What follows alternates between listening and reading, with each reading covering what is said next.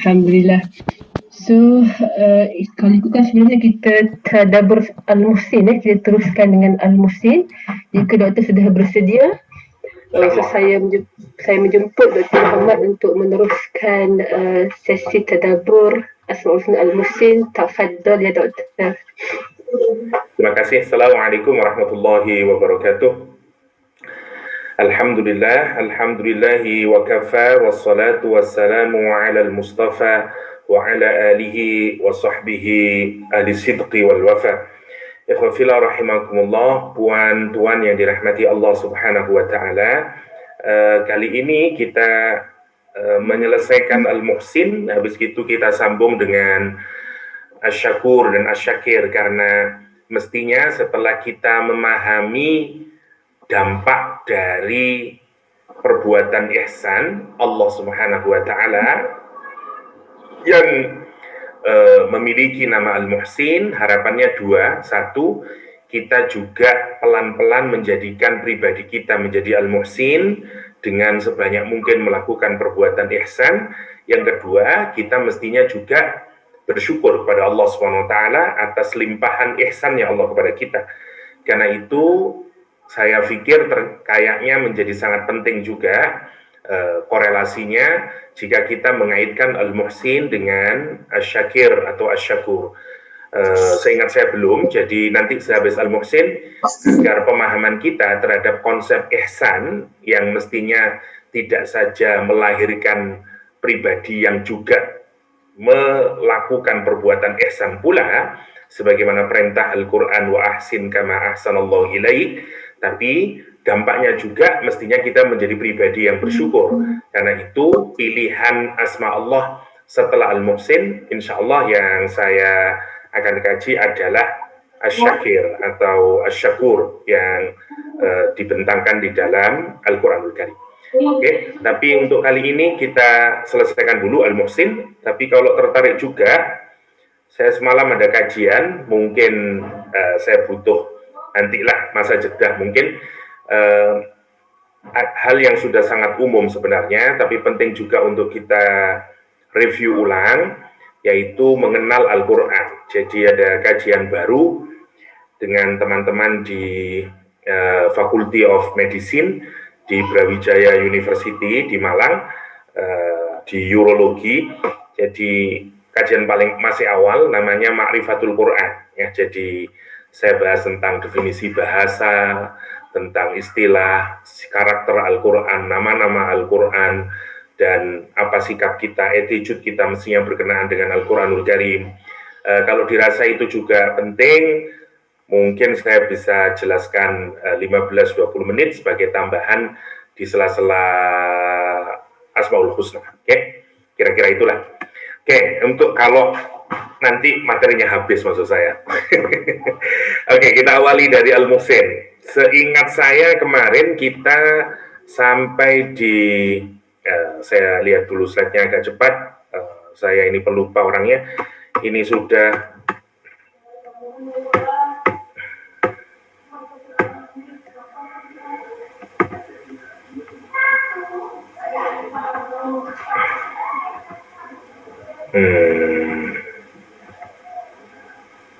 ihsan ini sudah ya, jadi ada qaidah, wasithah, mutammimah. Seingat saya kemarin sudah. Kemudian setelah itu penjelasan tentang kewajiban kita untuk berbuat ihsan kepada Allah dan ihsan kepada makhluk. Kemudian kita membahas tentang derajat ihsan dari Ibnu Qayyim al-Jauziyah. Kita juga sudah membahas tentang keterkaitan antara Islam, iman, ihsan. Saya kira sudah selesai. Kemudian mengapa kita berbuat ihsan? Karena dua-dua sisi, muraqabatullah dan ihsanullah. Ini juga sudah. Siapa orang muhsin, itu yang belum. Kayaknya itu belum. Siapa orang muhsin, apa yang didapat oleh orang muhsin, itu juga belum. Dan kemudian contoh-contohnya, ya, ini mungkin yang belum. Untuk kita dalami lagi.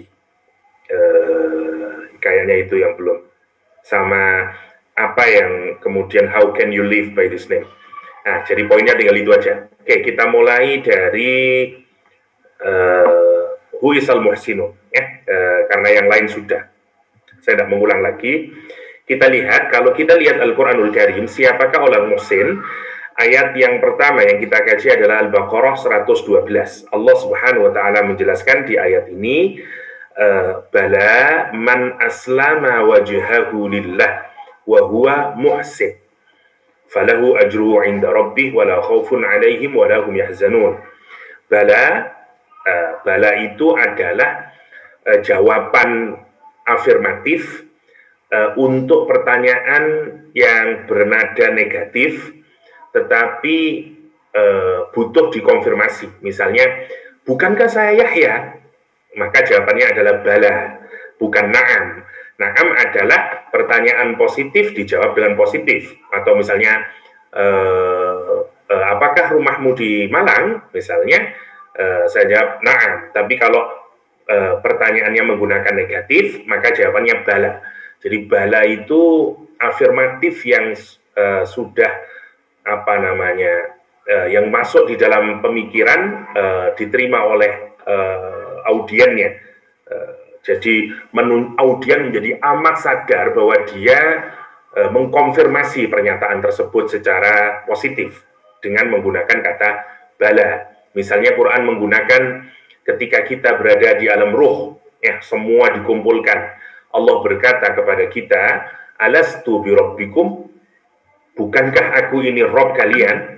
Ya, ini sesuatu yang tidak bisa ditolak oleh akal kita, oleh five senses kita, oleh our existence, oleh awareness kita.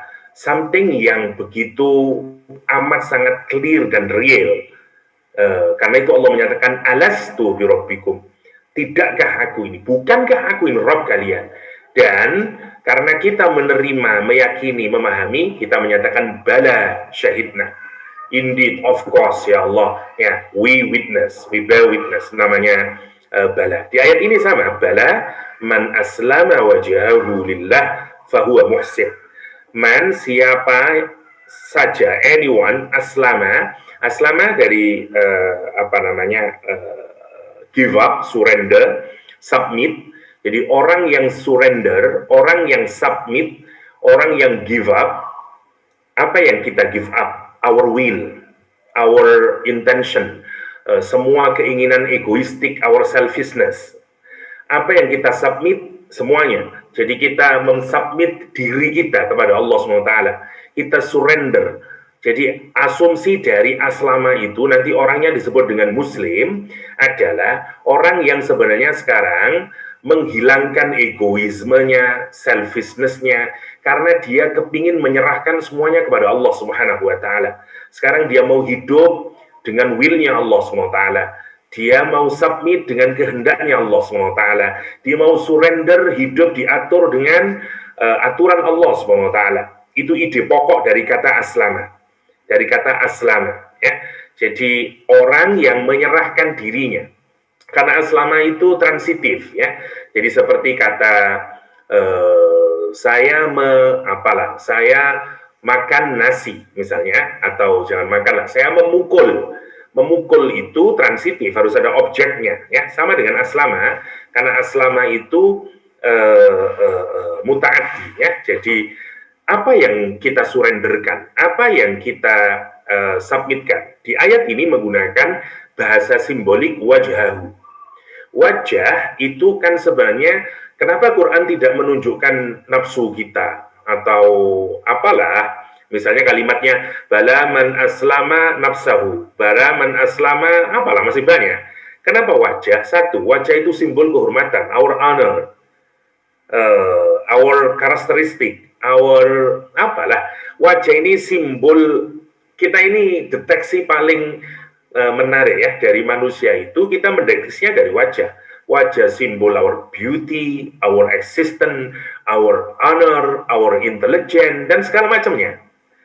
Apa yang menjadi our uniqueness, ya, semuanya itu simbolisasinya ada pada wajah, kecuali saya, ya, ada pada tubuh karena gemuk orangnya. Tapi sebenarnya simbol dari diri itu bisa kita dari wajahnya. Orang melihat dari wajah. Karena itu kalau kita malu, yang kita tutupi wajah. Oh, yang menarik. Jadi sama kita juga inni wajjahtu wajhiya, satu resonansi yang sama ketika kita mau menunjukkan taslim kita, surrender kita, submission kita kepada Allah, obedient kita kepada Allah, ungkapan yang kita ungkapkan juga sama. Inni wajjahtu wajhiya, ya Allah, aku menghadapkan wajahku kepadamu. Ini wajjahtu wajhiya lilladzi fataras samawati wal ardh. Jadi aku menghadapkan wajahku kepada wajahmu, itu maksudnya untuk menunjukkan submission, obedient. Nah, siapa yang disebut dengan muhsin adalah, lihat kalimatnya, orang yang menyerahkan wajahnya, orang yang memberikan wajahnya. Seakan-akan kita memberikan seluruh kedirian kita kepada Allah SWT. Maksudnya sekarang, saya mau hidup diatur dengan aturan Allah. Saya mau menyerahkan semua identitas saya. Ya, seperti orang yang sedang jatuh cinta menyatakan, you are my everything. Begitulah kira-kira. Karena dia menyatakan, you are my everything. Waduh, itu kan sebenarnya, apa, kalau orang Indonesia menyebutnya lebay, katanya. Jadi, tapi ini kepada Allah SWT. Ini bala man aslama wajhahu lillah. Orang yang kayak begitu baru disebut dengan muhsin. Sekarang kita logikakan, kenapa orang yang surrender, kenapa orang yang submit kepada Allah Subhanahu wa taala kediriannya, ya, meskipun diambil wajah, ini kalau dalam bahasa adalah mengambil sebagian, tapi yang dimaksudkan whole. Jadi ngambil part, tapi yang dimaksudkan adalah the whole, ya.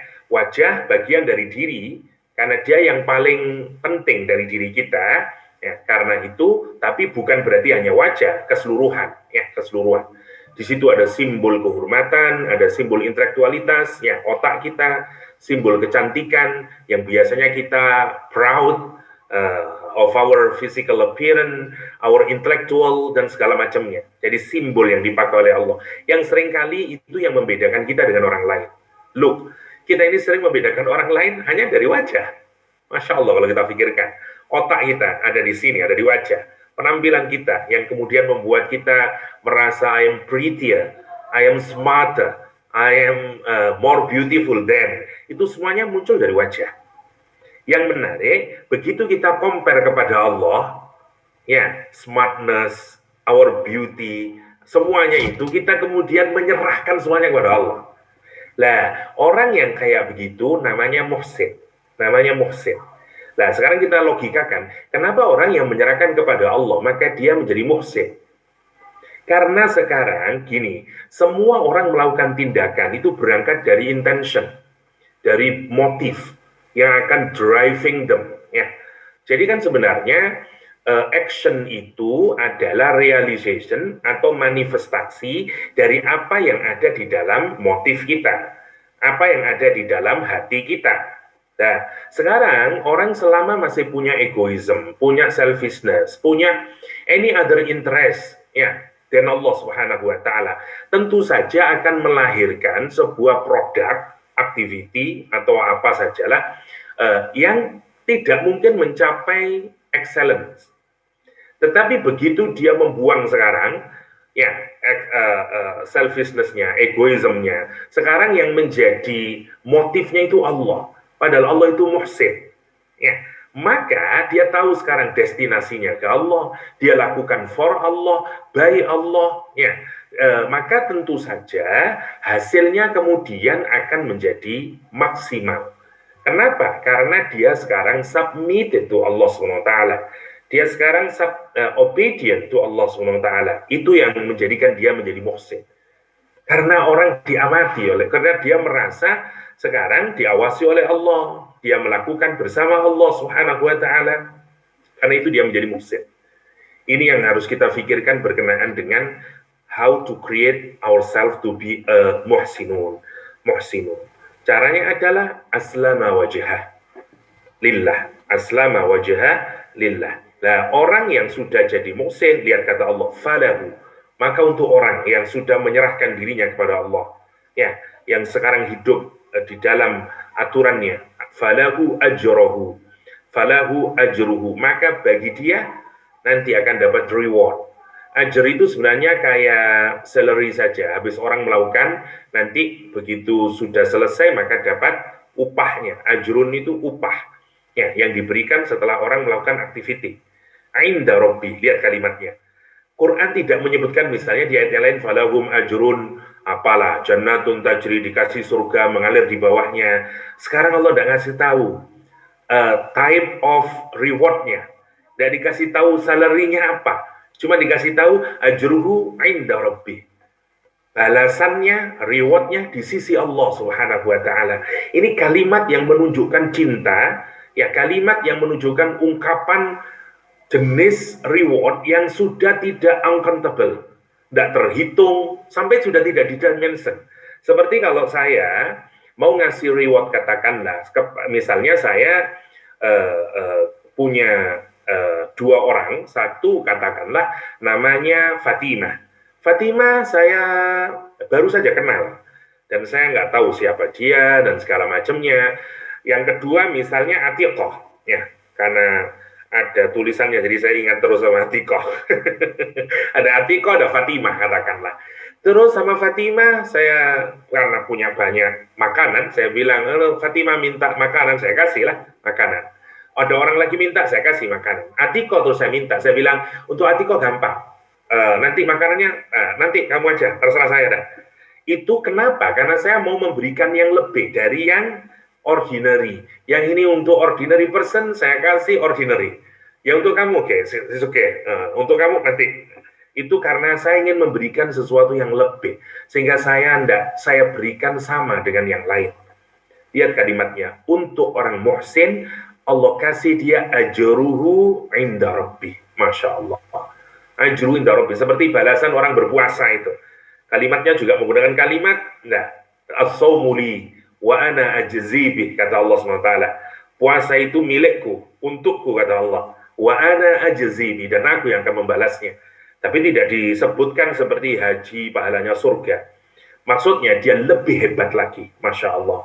Wala khawfun alaihim walahum yahzanun. Tidak cukup dengan dikasih, lihat balasannya itu. Sudah pahala yang sedemikian mengagumkan, ya, karena ajruhu inda rabbih. Tidak cukup, masih ditambahi la khawfun. Orang ini nanti, lihat, hidupnya akan penuh kebahagiaan. La khawfun, tidak ada ketakutan dia. Tidak ada ketakutan. Alaihim walahum yahzanun. Dia tidak punya rasa khauf. Khauf itu terhadap masa depan. Sekarang kita pikir, orang yang membuat dia punya rasa takut terhadap masa depan itu, kenapa? Karena dia sebenarnya fokusnya pada egoismenya, ya, pada selfishness-nya. Semua bentuk ketakutan itu sebenarnya karena kita menghubungkan kepada diri kita. Kenapa ya? Nanti saya kalau begini bagaimana? Nanti kalau saya begini, nanti kalau saya begini bagaimana? Begitu sekarang orientasinya orang Allah, maka bagi dia dengan sendirinya khaufnya hilang dalam hidup. Ya, Masya Allah. Luqman misalnya, menarik ketika Allah menawari Luqman untuk memilih menjadi seorang qadhi atau menjadi seorang hakim, orang yang penuh hikmah, atau menjadi seorang khalifah. Jawaban Luqman menarik. Kata Luqman, ya Allah, jika memang engkau kehendaki aku, ya Allah, kalau aku boleh memilih, jauhkanlah aku dari bala untuk menjadi khalifah. Ya. Tapi jika engkau memang menakdirkanku untuk menjadi khalifah, maka pastilah engkau akan menolongku, misalnya. Lihat, secara Luqman menunjukkan bahwa menjadi khalifah itu tantangannya jauh lebih susah. Ada kecemasan di sana, ya, ada ketakutan di sana, ada nanti pasti karena tanggung jawab itu semakin besar, apalagi misalnya menjadi raja, dikelilingi oleh para politician dengan their own interest, ya, dan segala macamnya lah. Orang mesti takut kalau berpikir orang ini benar dan jujur, menjadi prime minister is not an honor, itu menakutkan, ya. Jadi lihat, bagi orang yang bersih hatinya, tentu dia membayangkan akan ada khauf ke depan. Ada rasa takut, saya akan gini, begini. Nah, lihat, orang kalau orientasinya itu masih pada diri, mesti muncul khauf. Lihat kalimatnya Luqman. Luqmanul Hakim menyatakan, kalau aku boleh memilih ya Allah, maka jangan berikan bala itu. ujian itu, ujian untuk diangkat menjadi khalifah. Ya, kata Luqmanul Hakim. Tetapi kata Luqman, tapi jika engkau memastikanku untuk menjadi khalifah, aku yakin kau pasti memberikan aku kemudahan untuk itu, menolongku.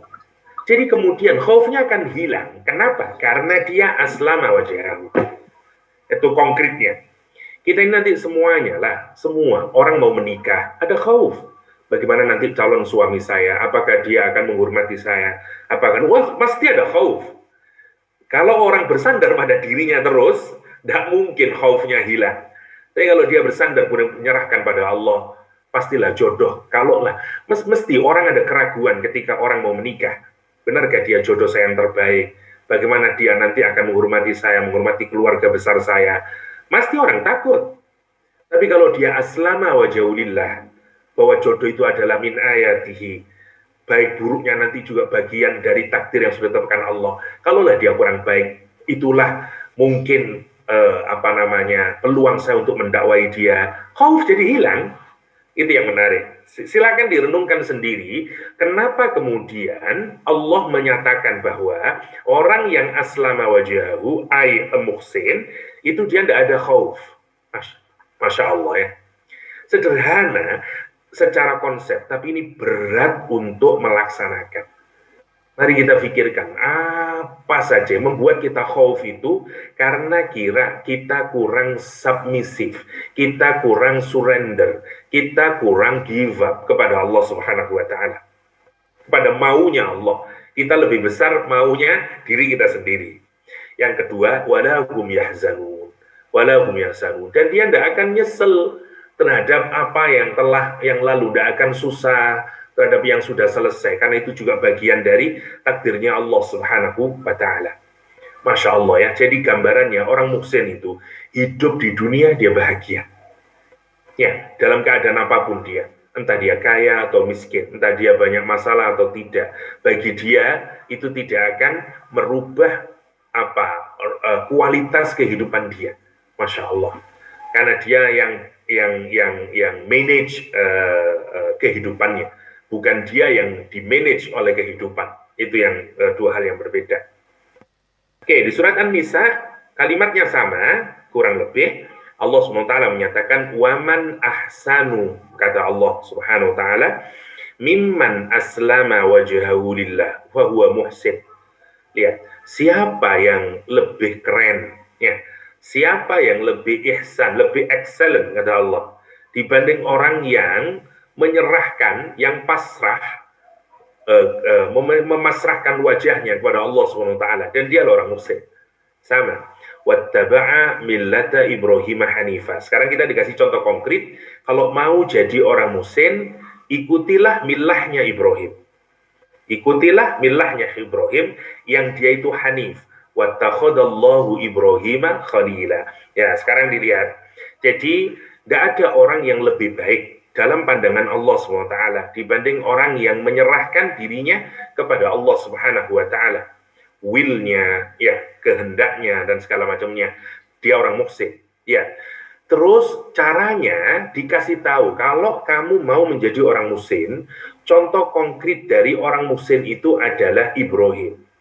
Quran menyatakan millata Ibrahim.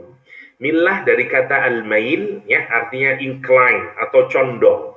Ya, millah itu kalau agama itu sudah masuk ke dalam hati dan sudah ada kecenderungan di dalam hati, ada inclination dalam hati itu.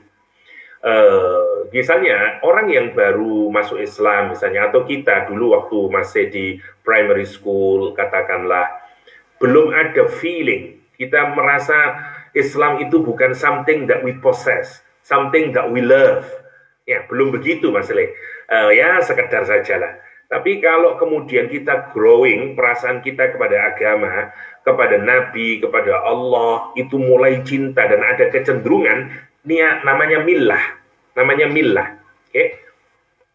Bukan Milo. Kalau Milo coklat ya. Millata Ibrahim.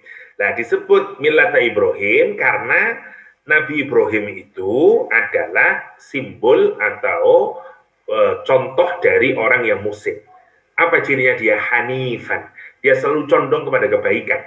Ya, condong kepada kebaikan namanya hanif. Namanya hanif. Ya, kenapa dia condong kebaikan? Karena aslama wajha. Wattakhadallah, karena Ibrahim itu selalu condong kepada kebaikan, Allah jadikan Ibrahim sebagai khalil, sebagai teman dekatnya, close friend-nya Allah, ya, kekasihnya Allah Subhanahu wa taala. Apa kaitannya dengan muhsin? Orang yang muhsin dan nanti akan contoh idealnya adalah Ibrahim. Dan nanti kalau orang itu sudah bisa seperti Ibrahim, dia akan mendapatkan cintanya Allah SWT. Kalimatnya bahkan bukan menjadi habibnya, tapi menjadi khalil. Masya Allah. Ya, lebih tinggi lagi. Padahal kekasih itu adalah habib, habibi. Tapi lebih tinggi dari habib adalah khalil. Bayangin, kenapa? Karena dia muhsin. Jadi kalau mau kita tingkatkan, mana yang lebih tinggi lagi? Muhsin, habis itu menjadi khalil.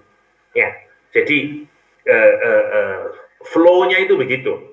Jadi awalnya kita surrender, kalahin diri kita sendiri, yang sebenarnya itulah akobah yang paling terberat kita. Ya. Setelah itu naik, kita menjadi Muslim. Jadi urutannya kalau di sini iman dilepaskan. Ya. Kalau di sini tidak ada kalimat iman, karena iman sudah untuk bergerak menjadi Muslim, tentu saja orang butuh iman. Tapi kalimatnya kalau kita perhatikan di sini, ini hanya bergerak dari dari Islam kemudian ke ihsan, kan gitu. Karena secara otomatis tidak mungkin orang jadi Islam tiba-tiba jadi ihsan, tapi di dalamnya sudah ada iman tentu saja. Jadi flow-nya kalau kita perhatikan, pertama Muslim, kemudian mukmin, kemudian muhsin, berakhir dengan khalil. Berakhir dengan khalil. Kalau kita lihat urutannya itu. Jadi ini yang mau kita lihat gambarannya. Jadi pertama Muslim, ya, pertama Muslim dia aslama tadi, dia aslama.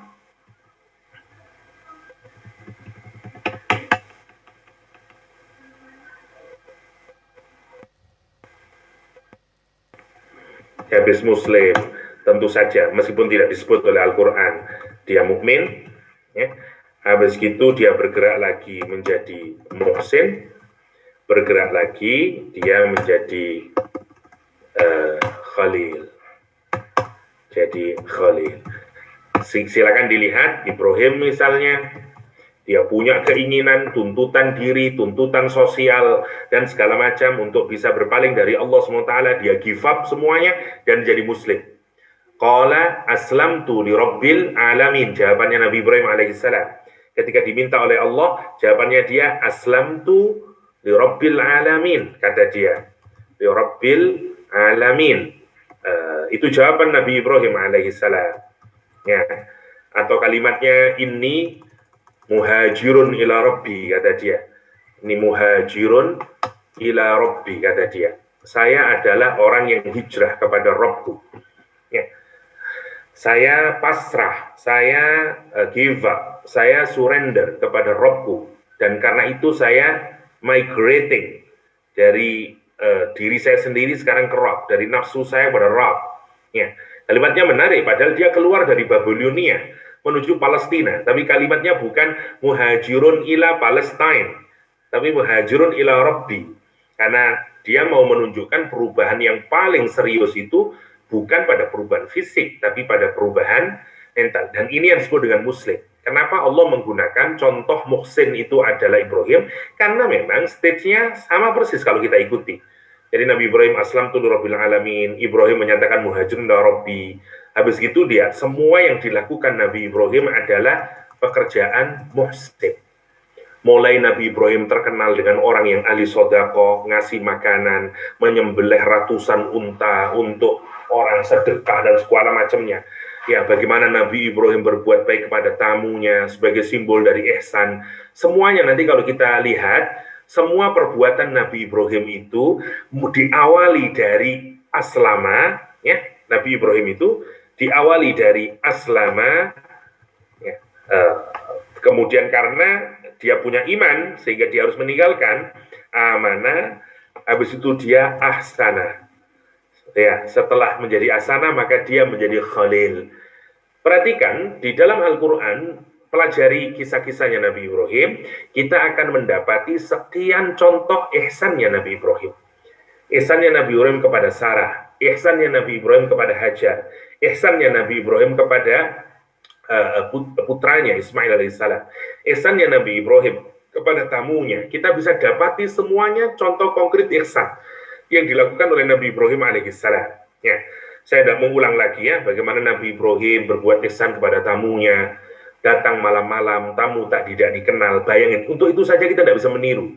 Ada tamu, unknown person, knocking pintu rumah kita, bukan jam orang bertamu. Kira-kira dibukakan enggak? Saya bertamu ke rumahnya Kak H, katakanlah, pukul katakanlah, atau 1 atau 2 IM. Siapa yang membukain pintu? Tidak akan ada. Ini orang-orang datang di pagi hari, katakanlah malam hari. Unknown person dibukakan, bayangin oleh Nabi Ibrahim. Dan yang pertama lihat, setelah dibukakan, apa ini kalau tidak ihsan? Orang tidak dikenal, ya datang di malam hari, waktu tidak layak untuk bertamu. Dalam Islam, malam itu adalah waktu untuk keluarga. Karena itu memang semestinya orang bertamu itu paling maksimal sebelum Isya. Karena itu waktu untuk keluarga secara adab dalam Islam. Karena itu tidak boleh sebenarnya kita mengganggu rumah. Bahkan lihat ayat Al-Quran turun berkenaan dengan orang-orang yang mengganggu Rasulullah SAW ketika berada di rumahnya. Karena Rasul butuh juga family time dengan istri dan anaknya. Karena itu mereka disuruh kalau nanti Rasul keluar, barulah samperin, barulah datangin.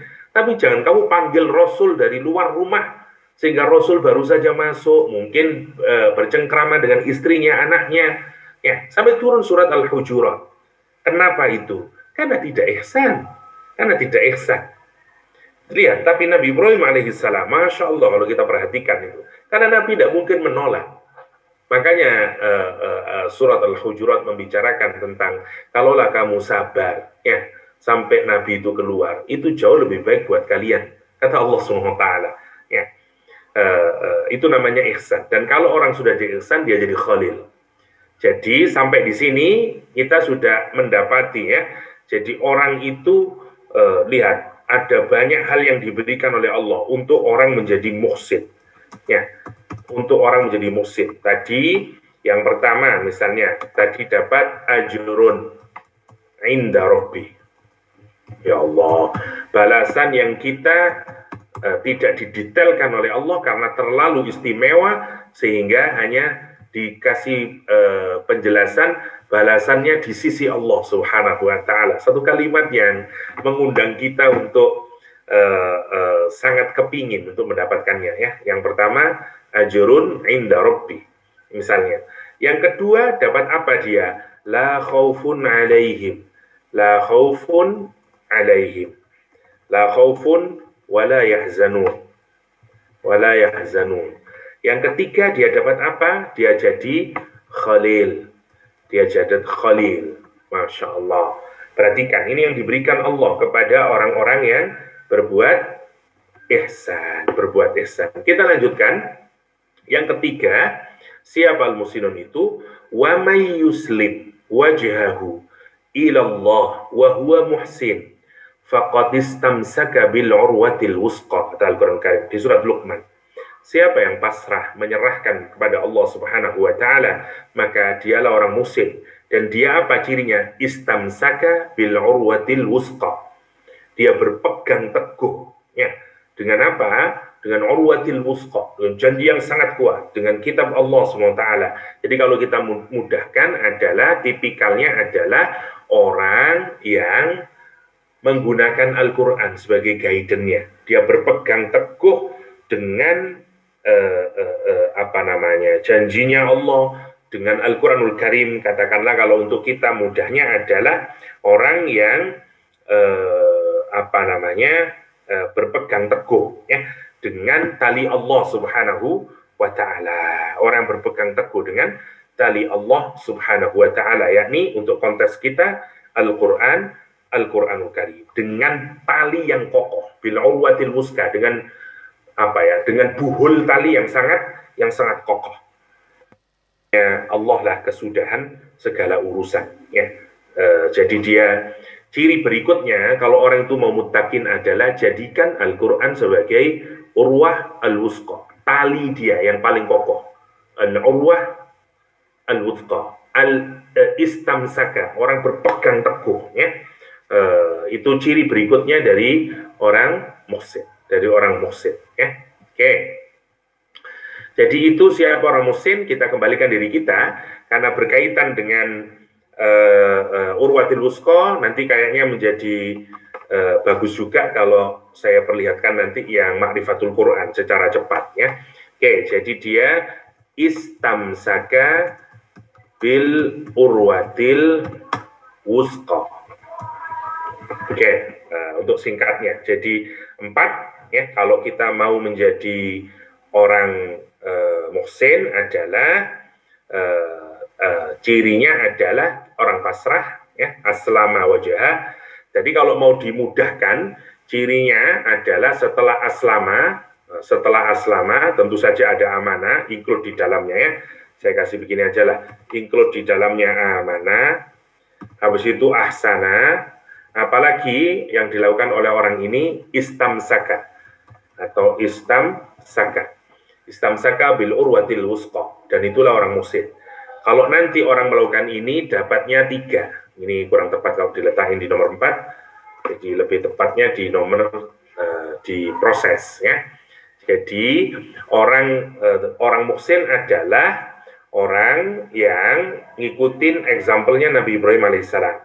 Caranya adalah pasrah, aslamtu rabbil alamin, sekaligus iman, berbuat ihsan dia, dan istamsaka bil urwatil wusqa, dia berpegang teguh dengan tali Allah Subhanahu wa taala. Untuk konteks kita, tali Allah itu adalah Al-Qur'anul Karim. Sebagaimana di dalam hadis, Rasulullah menyebut Al-Qur'an sebagai al-hablul matin, ya, al-hablul matin, tali yang kokoh, yang tidak pernah keputus, karena talinya dijulurkan dari atas, ya, Masya Allah, ya. Hablullah al-matin, hablullah al-matin. Oke. Itu untuk who is siapa? Al-Muhsin. Oke.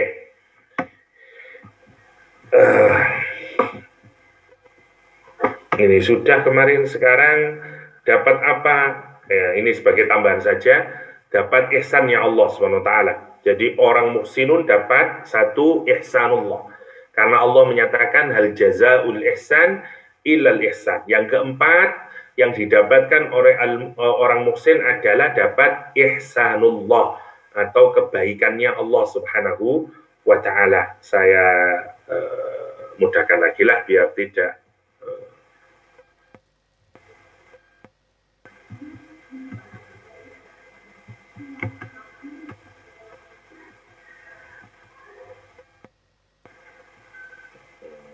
sebentar.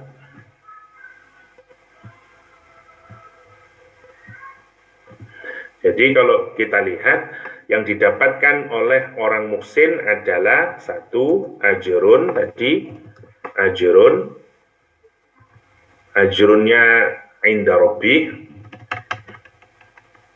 Oke, untuk mengingat ajrun inda rabbi. Oke, yang kedua dia dapat la khaufun wala yahzanun. Ketiga khalil, peluang untuk bisa jadi khalil. Sekarang yang keempat dia dapat ihsanullah.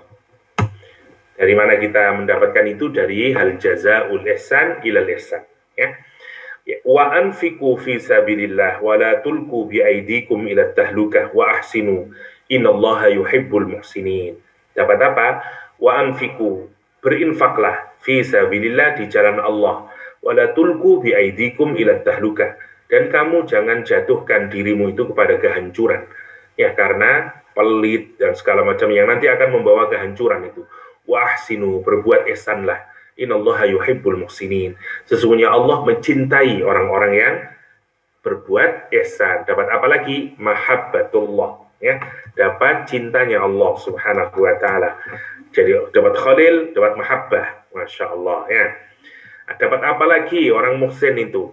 Fabima naqdihim mitsaqahum la'annahum wa ja'alna qulubuhum qasiyah yuharrifuna al-kalima 'an mawadhi'ihi wa nasu hazzan mimma dhukiru bih wa la tazalu tattali'u 'ala minhum illa qalilan minhum fa'fu 'anhum wasfah innallaha yuhibbul muhsinin. Innallaha yuhibbul muhsinin. Ini sama, dapatnya dapat mahabbah. Saya singkatkan saja ya.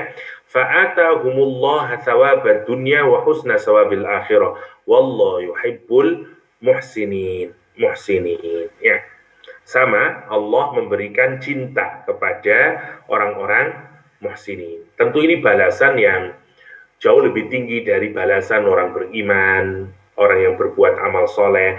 Karena ihsan melakukan perbuatan yang seperti kemarin itu ya, satu excellent, beautiful, kind, and suitable, and proper. Ya. Oke. Apalagi an Nabi Hurairah radhiyallahu anhu qala Rasulullah SAW, Inna Allah Ta'ala qala man 'ada li waliyan faqad adzantuhu bil harb wa ma taqarraba ilayya 'abdi bi syai'in habba ilayya mimma. Ini siapa yang menyatakan yang menyakiti para kekasihnya Allah, maka Allah mendeklar perang dengan dia. Ya, maka sekali-kali orang itu tidak mendekatkan diri kepada Allah SWT, ya, tidak bisa orang itu menjadi dekat dengan Allah hanya dengan melakukan amal yang wajib, obligatory ritual saja, tidak bisa. Kapan dia bisa mendapatkan cintanya Allah? Wa ma yazalu 'abdi yataqarrabu ilayya bin nawafil. Kalau ada orang yang terus-menerus mendekati Allah dengan amalan-amalan sunnah. Nah, sekarang kita perhatikan. Kalau kita hanya melakukan amalan yang sifatnya obligatori, ya, seperti sholat 5 waktu, seperti zakat, seperti puasa, that's obligatory. Karena itu dia bukan ihsan. Dia konsepnya sebenarnya adil saja. Allah sudah memberikan sekian banyak kenikmatan, kita punya kewajiban kepada Allah yang kita sebut dengan kewajiban sebagai orang muslim, ya. Dan itu belum melahirkan tindakan ihsan, perbuatan ihsan kepada Allah SWT. Kalau kita mau berbuat ihsan kepada Allah dalam kaitannya dengan ibadah, apa yang kita lakukan? Nawafil. Sholat sunnah, puasa sunnah, sedekah sunnah, semuanya yang sifatnya nawafil. Dan kalau orang melakukan yang nawafil, yang nafilah, yang sunnah-sunnah, nanti Allah akan mencintai orang tersebut. Ini gambaran konkret dari orang yang berbuat ihsan kepada Allah, maka dia juga akan mendapat apa? Cintanya Allah SWT. Dan kalimatnya indah sekali. Kalau aku sudah cinta sama orang tersebut, lihat kalimatnya. Aku akan menjadi telinganya saat dia mendengar. Aku akan menjadi matanya saat dia melihat. Aku akan menjadi tangannya. Aku akan menjadi kakinya. Ya, Masya Allah. Dan kalau dia meminta, aku beri dia. Masya Allah. Ya, kalau dia meminta, aku beri dia. Kalau dia mohon perlindungan, aku lindungi dia. Lihat kalimatnya. Dapat apa dia? Pernyataan cintanya Allah menarik. Jadi setelah itu dapat apa? Dapat apa tadi? Selain cintanya Allah, dia dapat garansi. Minta dikasih, kabul doa. Doanya terkabul. Doanya mustajab. Oke. Dapat apa lagi? Dia kalau dia minta perlindungan, Allah lindungi dia. Dia protected oleh Allah SWT. Masya Allah ya. Karena dia dilindungi oleh Allah SWT. Dia berada dalam perlindungan Allah Subhanahu wa Ta'ala. Karena itu Allah menyatakan, aku nyatain perang. Kalau kita ini berbuat ihsan, insya Allah kita dalam lindungan Allah SWT. Orang mau berbuat jelek kepada kita ini diproteksi oleh Allah SWT. Karena perbuatan ihsan kita. Karena perbuatan ihsan kita. Lalu banyak contoh ya dalam kisah-kisah, bahkan ada tabi'in seingat saya yang bahkan singa saja menjadi tidak berani sama dia. Ini salah satu contoh konkret dari proteksi yang diberikan Allah Subhanahu wa taala kepada orang yang berbuat ihsan. Ihsan. Saya agak cepatkan, masih banyak. Walladzina jahadu fina lanahdiyannahum subulana wa innallaha lama'al muhsinin. Ya, dapat apa lagi? Ma'iyatullah. Orang yang bersungguh-sungguh ya, fina, di dalam kami, bersungguh-sungguh mujahadah dia, berusaha benar-benar muqarrabah ibadahnya di kami. Lanahdiyannahum subulana. Allah akan ngasih petunjuk jalannya. Wa innallaha lama'al muhsinin. Sesungguhnya Allah lama'al muhsinin, bersama dengan orang-orang yang berbuat muhsin. Dapat apa berarti? Dapat ma'iyatullah. Ya, ma'iyatullah. Ma'iyatullah itu kebersamaan dengan Allah. Ya, dia selalu ditemani oleh Allah. Masya Allah. Keindahan apa lagi yang tidak diinginkan bagi orang yang normal ketika dia kepingin dapat proteksi dari Allah, dibersamai oleh Allah, doanya mustajab, dapat mahabbahnya Allah, dapat ihsannya Allah. Ya, dia jadi khalilnya Allah. Masya Allah. Begitu sangat banyak ya janji Allah yang diberikan kepada orang yang berbuat ihsan. Innallaha ma'al ladzina taqaw wal ladzina hum muhsinun. Masih dalam ma'iyatullah, sesungguhnya Allah bersama dengan orang-orang yang bertakwa dan orang-orang yang berbuat ihsan, berbuat ihsan. Terakhir surat Yunus 26, lilladzina ahsanul husna wa ziyadah. Bagi orang-orang yang berbuat ihsan, dia dapat apa dia? Bukan hanya dapat surga, dapat al-husna wa ziyadah, dan tambahannya lagi. Dapat surga dan plus plus plus plus. Masya Allah. Wala yarhaqu wujuhahum qatarun wala dhillah. Ulaika ashabul jannah hum fiha khalidun. Dia juga disebut sebagai ashabul jannah. Masya Allah. Ya, sebagai ashabul jannah. Ya, orang-orang yang berbuat baik itu, lilladzina ahsanu, orang berbuat ihsan, ada pahala yang terbaik, yaitu surganya Allah SWT, wa ziyadah, dan tambahan-tambahan. Ya, Masya Allah, Masya Allah. Ya, siapa yang tidak menginginkan untuk mendapatkan kenikmatan tersebut? Ya, tentu hanya orang-orang yang tidak menyadari saja betapa nikmatnya orang yang mendapatkan balasan dari perbuatan ihsan yang dia lakukan. Wajah mereka tidak ditutupi debu, kata Allah. Wala yarhaqu wujuhahum qatarun. Wajah mereka tidak tertutup dengan debu, dan ditutupi dengan debu yang hitam. Ya. Dan wala dhillah, dan dia juga tidak dalam kehinaan.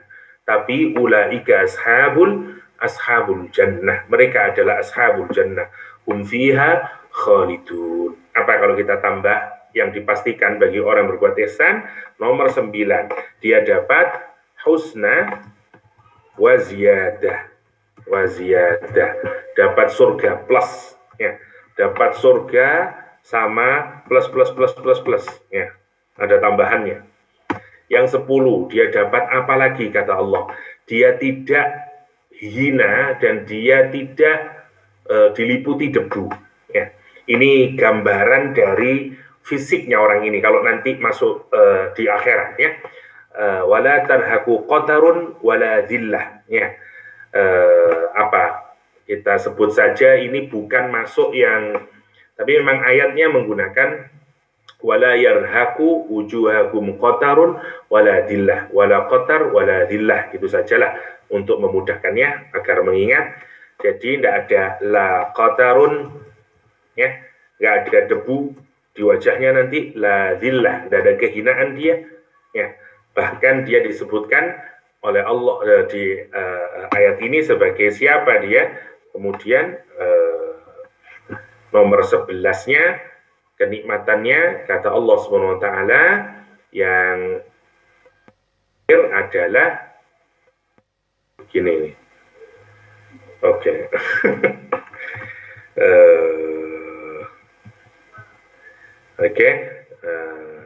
Berikutnya adalah Caranya gimana ya? Kayak gini kayaknya. Oke. Oke.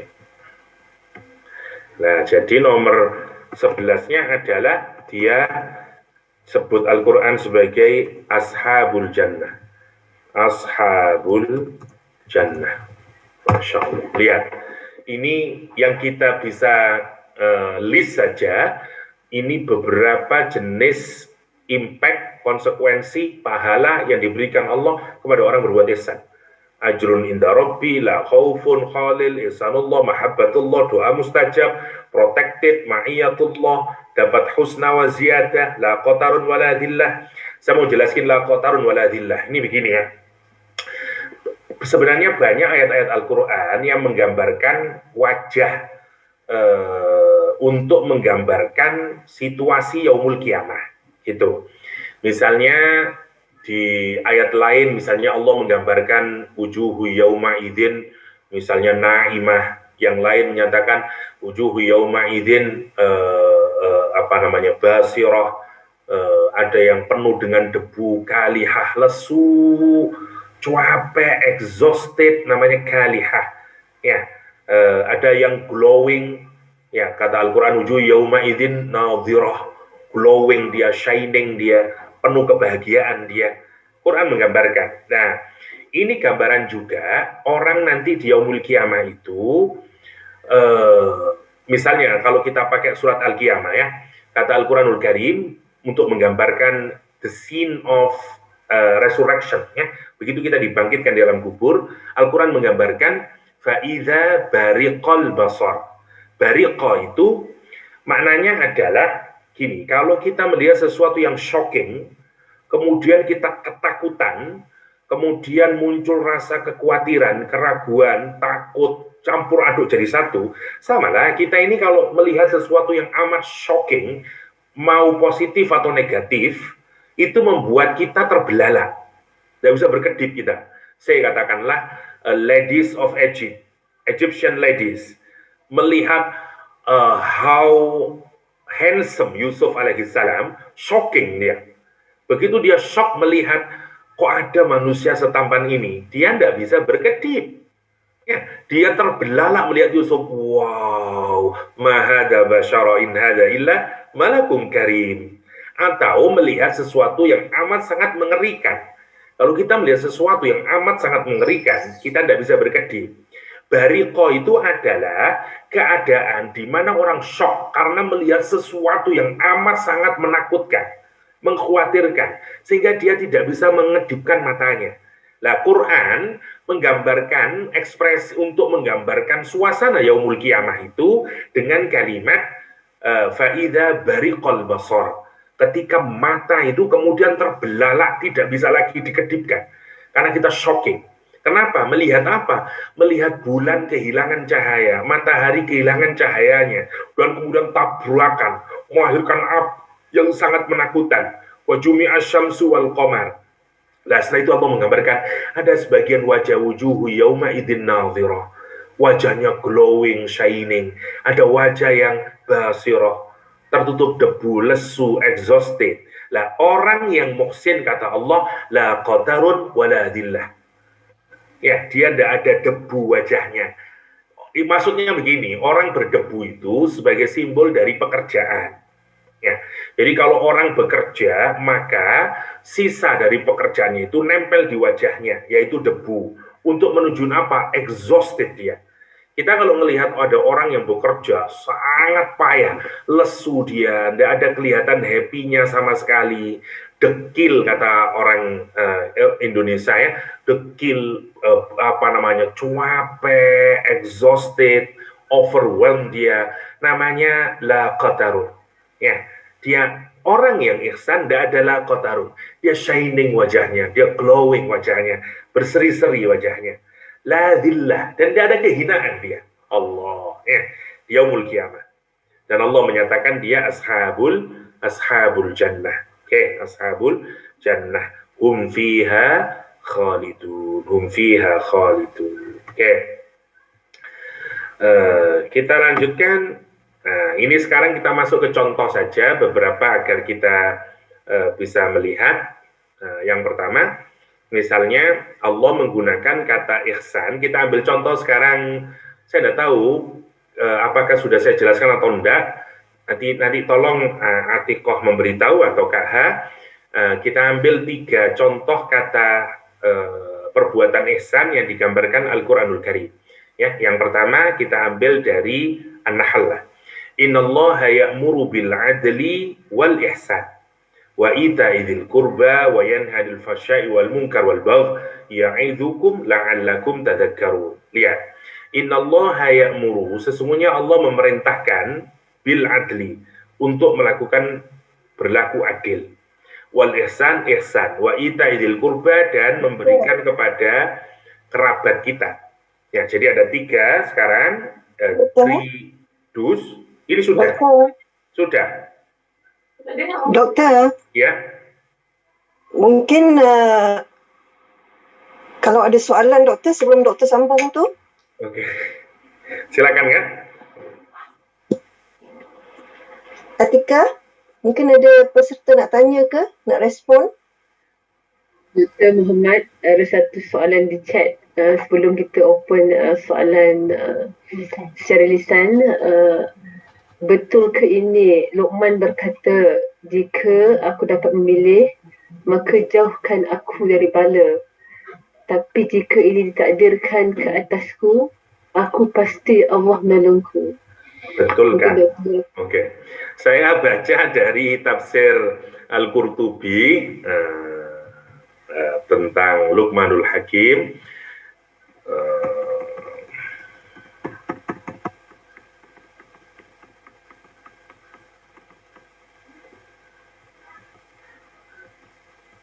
Bentar, saya tunjukkan dulu.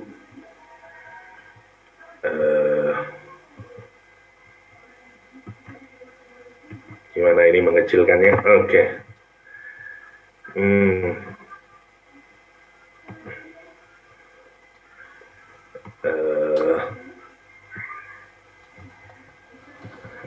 Kayaknya ayat 12, insya Allah.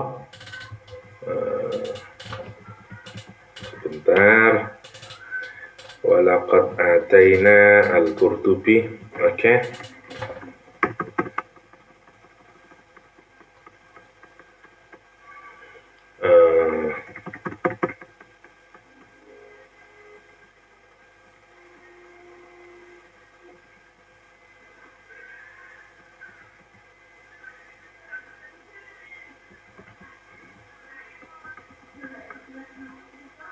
One second.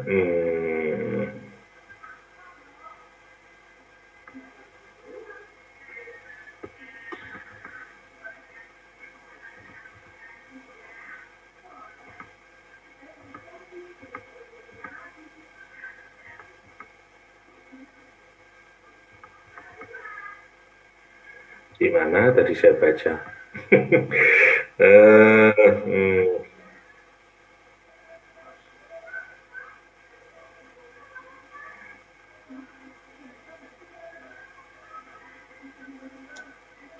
Doktor, tak apa doktor. Kayaknya ini sebentar. Ini Kak Ha. Li'annal hakim bi asyadil manazil nabla min kulli makanin anjina afta ma yakun fid dunya dalilan sebentar. Wa ma yahtari dunya al akhirah fa'ajibatul malaika min husni man kifana manumatan futiyal hikmah summa nudiya Dawud pada qabilah, yakni al khilafah. Nah, ini kisahnya nanti Nabi Dawud yang menerima khilafah ya. Mana Luqman?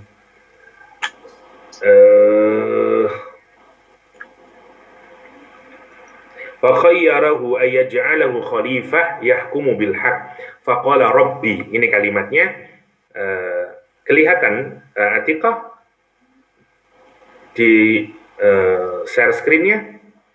Kelihatan doktor. Kelihatan. Oke.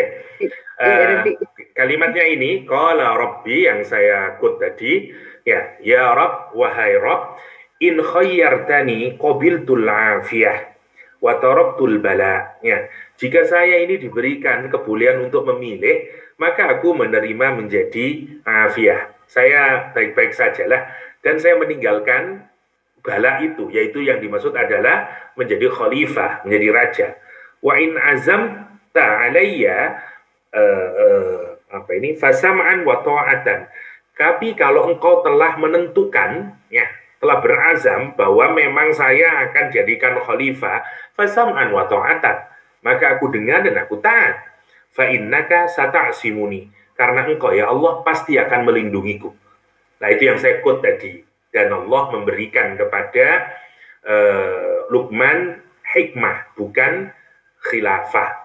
Dan kemudian khilafahnya diberikan kepada Nabi Daud alaihissalam. Itu rujukannya mengapa saya tadi menyatakan itu, ya. Jadi saya tidak ngarang, itu ada rujukannya dari tafsir Al-Qurtubi, ya. Itu maksudnya. Oke, thank you doktor for responnya. Mungkin ada lagi satu soalan sebelum doktor teruskan untuk pembentangan yang seterusnya. Silakan. Alhamdulillah doktor, kita ada 50 orang sama kita pagi ni. Ya, Shimata, soalan itu masa awal-awal tadi kan bukan related sebenarnya, nak cuma masakan, tidak ada, takut tersalah dengar ya ayat, nggak ada kayaknya, nggak ada lagi. Kita lanjutkan ya, ini masih belum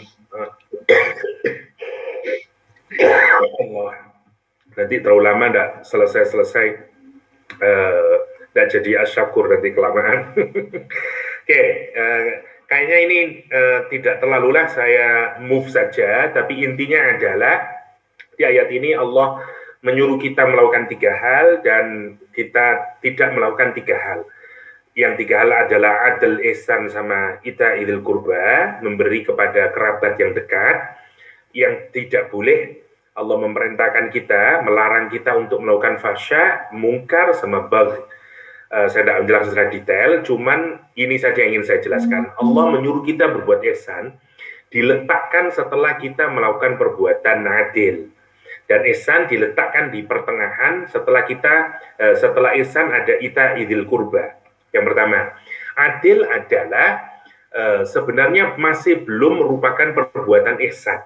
Jadi misalnya adil itu kalau memang orang itu bekerja terus kemudian kita berikan upahnya sesuai dengan pekerjaannya, namanya adil. Kalau kita ada orang berbuat baik dan kita membalas dengan kebaikan yang serupa, namanya adil. Jadi adil itu seimbang saja, just saja. Karena itu disebut dengan justice, ya. Dari kata qis mungkin dalam bahasa Arab, ada yang menduga begitu menjadi just dalam bahasa Inggris, ya. Konsepnya adil adalah keseimbangan.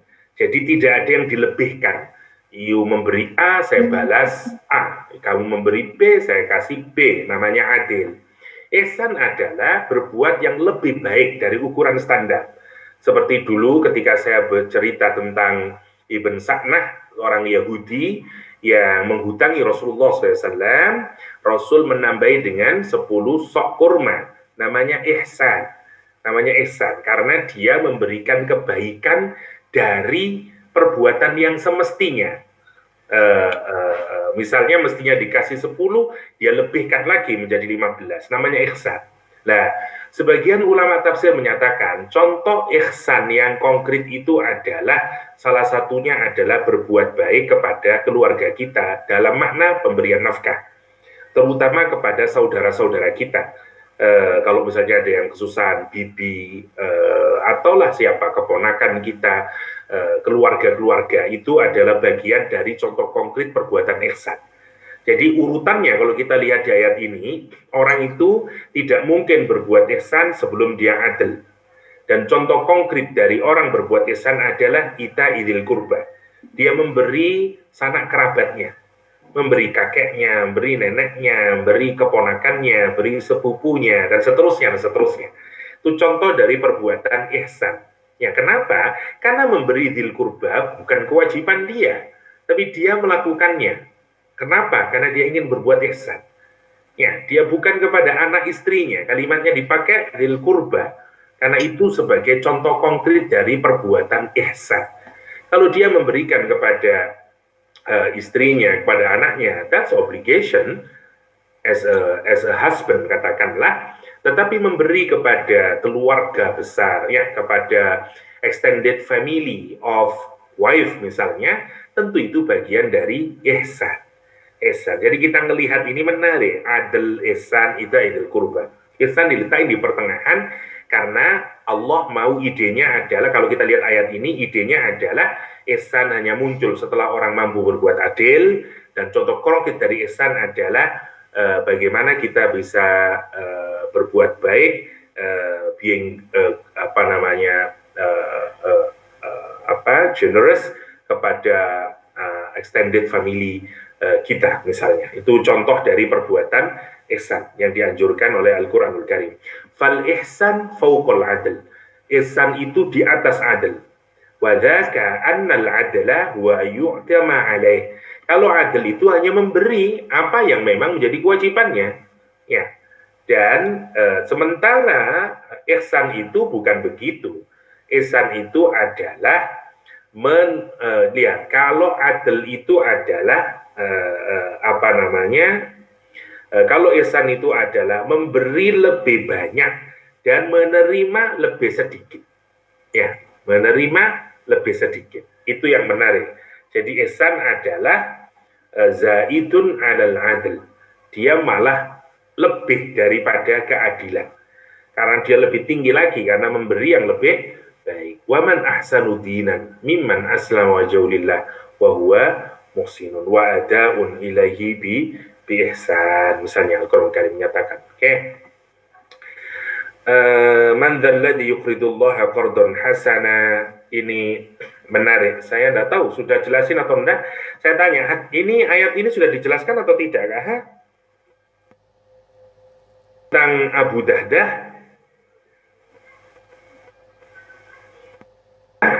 Dah, sebenarnya dah. Tapi kalau diulangi kan janganlah biar materinya agak asyakur. Kalau sudah saya move. Sudah ya? Yang lain macam mana? Atau saya singkat lagi untuk mengingatkanlah. Oke, yang menarik kalimatnya di sini adalah menggunakan kalimat atau saya pernah hubungkan ini dengan Al-Hadid. Ayatnya sebenarnya ada 3 ayat, di At-Taghabun, di Al-Baqarah, di Al-Hadid. Kalimatnya menggunakan kalimat yang sama, qardon hasana. Misalnya di surat Al-Hadid, may yuqridullaha qardon hasana fayudha'ifahu lahu wa lahu ajrun karim. Kalau di surat Al-Hadid, misalnya di At-Taghabun sama, man dzalladzi yuqridullaha qardon hasana. Kalau di surah Al-Baqarah kalimatnya man dzalladzi yuqridul qardon hasana fayudha'ifa lahu ad'afan katsirah.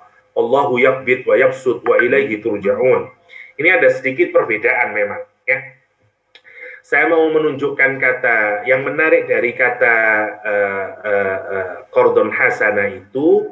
Ini kan kalau kita perhatikan di surah Al-Hadid kayaknya sudah kemarin, tapi saya coba.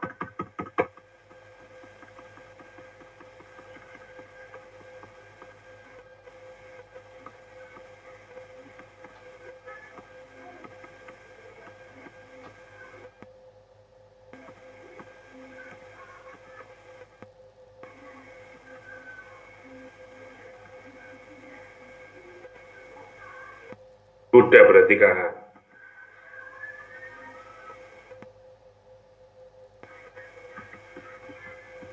Saya tidak tahu apa ini KH atau bukan ya, saya lupa. Oke. Sebenarnya dah, doktor. Oke. Sudah. Jadi saya tidak mengulang lagi Kak. Oke, sudah. Oke, dan yang baru join hari ini, kalau doktor nak tekan sikit. Oke. Kalau kita lihat di surah Al-Hadid, kalimatnya itu menarik untuk kita pikirkan, ya. Perhatikan, ini terakhir sajalah untuk yang contoh dari perbuatan ihsan agar kita bisa memahami lebih konkret, ya. Allah Subhanahu wa Ta'ala menggunakan kalimat ihsan itu dalam kaitannya dengan our spending, ya. Karena itu contoh yang paling konkret dari berbuat ihsan. Meskipun tentu saja ihsan itu tidak hanya ada pada spending, ya. Oke. Kalau kita perhatikan misalnya tadi memberi kepada keluarga dekat, itu contoh dari ihsan. Nanti ada contoh hutang yang baik, ya, itu juga masih spending. Memang lebih banyak dikaitkan dengan demikian, meskipun sekali lagi ihsan itu ada pada segala aktivitas yang kita lakukan. Tapi tentu salah satu cara Allah memberikan contoh di dalam Al-Quranul Karim itu ngambil contoh yang paling merasuk ke dalam pikiran kita sehingga kita bisa mengaplikasikan. Karena itu contoh yang diambil adalah satu, lebih banyak berkenaan dengan memberikan infak, ya, yang pertama. Yang kedua ada contoh nanti debat itu yang di surat Fussilat, ya. Contoh bagaimana wajadilhum billati hiya ahsan, ya. Debat dengan juga cara yang ihsan, ya. Jadi ada 3 contoh yang mau kita lihatkan. Oke. Saya yang Al-Hadid lagi untuk mengingatkan sedikit. Misalnya Allah Subhanahu wa Ta'ala itu di surat Al-Hadid dari ayat yang ke-10, ya, di ayat yang ke-10 Allah itu mengawali dengan kalimat yang menarik. Mari kita perhatikan, ya, dari ayat 9. Oke. Saya hanya mengingatkan agak cepat saja. Dari ayat yang ke-9 Allah menyatakan dialah Allah yang menurunkan kepada hambanya tanda-tanda kekuasaan Allah SWT yang sedemikian sangat clear. Untuk apa? Agar orang keluar dari kesesatan, dari kegelapan menuju cahaya. Wa innallaha bikum lara'ufur rahim. Dan sesungguhnya Allah terhadap kalian itu amat sangat penyayang.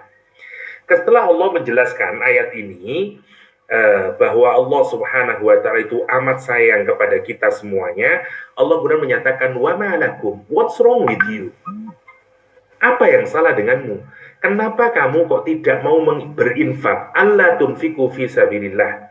Kenapa kamu kok tidak memberikan infak fi sabilillah? Padahal lillahi mirasus samawati wal ardh. Allah itu nanti yang mewarisi langit dan bumi. Ini yang menarik, ya. Mari kita pikirkan begini. Allah di ayat ini menggunakan kalimat pewaris. Padahal kalau kita pikirkan dunia dan alam semesta ini miliknya Allah Subhanahu wa Ta'ala. Allah yang menciptakan fatirus samawati wal ardh, khaliqul alam. Allah menciptakan seluruh alam semesta. Tapi karena Allah menyatakan di ayat 9, aku itu terhadap kalian amat sangat penyayang. Meskipun ini milikku, aku kasih kamu. Seakan-akan itu menjadi milikmu sendiri. Karena saking sayangnya Allah, ada orang yang dikasih sekian harta, kita yang tidak punya apa-apa nih, kita tidak punya apa-apa lahir di dunia, oleh Allah dikasih semuanya, angin, udara, rizki, harta, kita kemudian menjadi orang yang memiliki sesuatu, possessing our wealth. Oke? Setelah kita mempunyai sesuatu itu, terus Allah minta sedikit, namanya infak. Kita kemudian susah sekali memberikan infak. Kan itu Allah berkata, what's wrong with you? Wa ma lakum? Kata Allah SWT. Apa yang salah dengan dirimu? Kenapa kamu tidak berinfak? Padahal kata Allah, nanti kalau kamu mati, harta itu semuanya nanti kembali lagi ke saya. Dan kamu tidak akan memiliki apa-apa lagi. Karena aku yang mirasus samawati wal ardh. Kata Allah SWT. Allah menunjukin semua nanti itu kembali lagi ke aku. Karena aku pemilik aslinya. Dan nanti kalau kamu berhadapan dengan aku, kan gini, kapan sih seseorang itu menjadi ahli waris? Tentu saja kalau mati, sudah ayahnya mati, maka dia menjadi ahli waris. Allah seakan-akan ingatin kita, kamu kalau tidak infak sekarang, kalau kamu sudah mati, you don't own anything. Karena semuanya kembali kepada saya. Mirasus samawati wal ardh. Kamu kira kamu punya harta, kamu kira punya something. Enggak. Kamu sekarang merasa punya itu karena apa? Innallaha bikum lara'ufur rahim, ayat 9-nya. Kan itu Allah mengkritik kita yang punya kesadaran kenapa kok susah berinfak. Oke? Setelah itu Allah menyatakan la yastawi, enggak sama di antara kalian itu man anfaqa qabla al-fathi wa qatal. Orang yang berinfak sebelum Fathu Makkah, ya, dan untuk peperangan. Jadi orang-orang Muslim awal yang berinfak ketika susah membela agama Rasulullah SAW di periode Mekah awal sampai ke Madinah awal, ya tentu berbeda nilainya dibanding orang yang mau berinfak tapi setelah Fathu Makkah. Ya, tantangannya lebih mudah dan segala macamnya. Tapi kata Allah, asalkan orang mau berinfak, mau sebelum Fathu Makkah atau setelah Fathu Makkah, lihat kalimatnya, ulaika a'damu darajatam. Maka tentu orang yang berinfak sebelum Fathu Makkah, mereka nilainya lebih tinggi, derajatnya lebih agung kata Allah, dibanding orang yang berinfak setelah Fathu Makkah. Tetapi wa kullan wa'adallahu husna. Tapi masing-masing di antara keduanya, mau yang berinfak sebelum Fathu Makkah atau yang berinfak setelah Fathu Makkah, masing-masing di antaranya dapat al-husna. Apa al-husna? Surga, seperti yang kita bahas kemarin. Dan kata Allah, wallahu bima ta'maluna khabir. Nah, setelah Allah bercerita begini tentang sahabat-sahabat Nabi, ya, baik yang masuk Islam sebelum Fathu Makkah, Ansor Muhajirin, terus sahabat-sahabat Nabi Muhammad SAW, ya, setelah periode Fathu Makkah, seakan-akan ayat 11 itu mengkritik kita semuanya sekarang. Oke, now your turn. Ya, hey believers, kata dia, man dzalladzi yuqridullaha qardan hasana? Apa di antara kamu out there yang mau meminjamiku? Kalimatnya Masya Allah. Ini kalimat yang menunjukkan karakter orang yang sangat pelit. Karena Allah menggunakan siapa yang pinjam. Ini seakan-akan gini, kalau kamu meminjami Allah, you mati pun nanti akan dibalas oleh Allah. Orang yang sodako, karena sodako dia tidak mengharap, tidak ada kepastian jaminan pembayaran. Masya Allah. Ini kan karena orang mikir, nanti kalau saya spending, saya tidak dapat kembali, wah, rugi saya. Ini kan untuk menunjukkan karakter orang yang sangat pelit. Allah SWT menyatakan, man dzalladzi yuqridullaha qardan hasana. Siapa di antara kalian yang mau menghutangi Allah dengan hutang yang baik?